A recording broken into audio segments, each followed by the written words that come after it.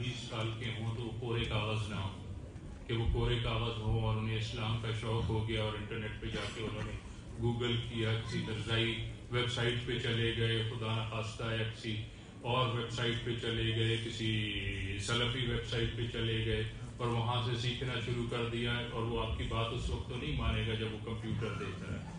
تو وہ جب تک آپ کو پتہ چلے وہ 2 سال کے اندر جو ہے نا وہ دین، اللہ کے دین کو چھوڑ کے بے ایمان کسی مسلک کے پیچھے یا بے ایمان کسی دین مذہب کے پیچھے لگ گیا. یہ سارا قصور آپ کا ہوگا اگر آپ انہیں کورا کاغذ رکھیں گے.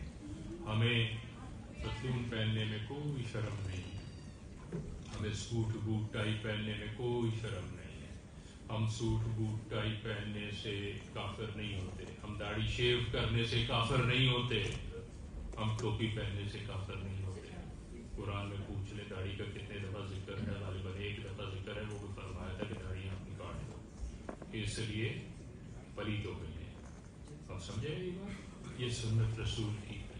اگر حضور کی سنتیں نہیں مانتے تو حضور کی سنت کی داڑھی رکھنے کا کیا فائدہ؟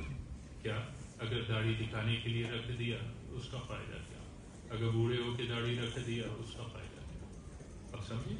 داڑیاں اگر لمبی کر لی اس کا کیا فائدہ ہوا؟ وہ تو یہودیوں کی بھی ناف تک داڑیاں آ جاتی ہیں. مطلب یہ ہے کہ ہمیں جب تک محبت ہے داڑھی سے حضور کی سنت کے لیے تو وہ ہمارے لیے بہت پیاری چیز ہے، متبرک چیز ہے.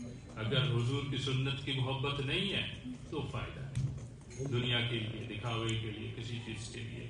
یہ ضرور نہیں حج کر لیا تو داڑھی رکھ لی، نہیں بابا. جب مدینے گئے تو سوچا حضور تیرے دربار حاضر ہوا ہوں، اب داڑھی رکھ رہا ہوں کہ تیری سنت ہے، تو وہ کام داڑھی کا بن جاتا ہے.